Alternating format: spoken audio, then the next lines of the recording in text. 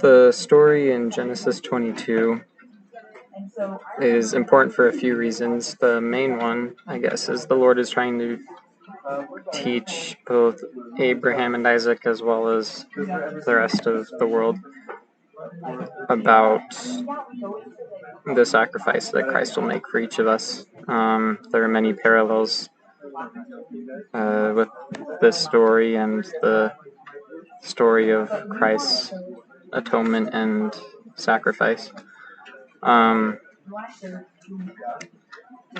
But with the inclusion of the Book of Abraham, one thing that really is made more clear to us is that we also have the understanding that Abraham himself was almost sacrificed by his own father. And so this is not only hard for him because he has to kill his own son, but also because he went through pretty much the exact same experience, almost being sacrificed for God.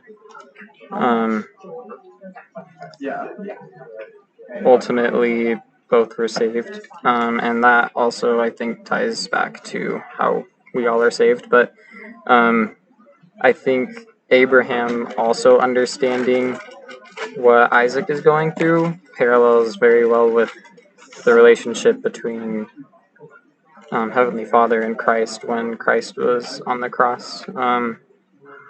Because God, knowing all, knew exactly what it was like for Jesus to go through it as well, and that strengthens, I guess, or amplifies the emotions that Heavenly Father must have felt during the atonement. And so here Abraham gets that same amplification as he perfectly understands the fear and everything that goes on in someone's head as they're about to die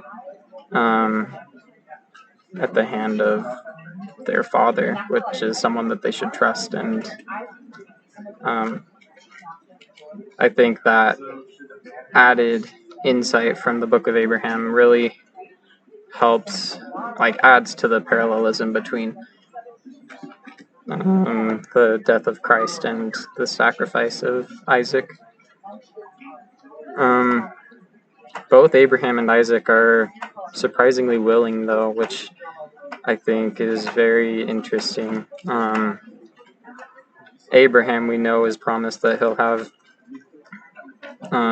countless seed, and that promise was given as he and his wife were struggling with infertility, and finally, when they're like 100 years old, they finally have Isaac. And the fact that Abraham was promised that he would have seed, and he's about to kill his only child, who now he and his wife are 100 years old, and it's pretty much impossible for them to have another one. It's kind of interesting that God could ask something like that contradicts the blessing that he had already promised Abraham.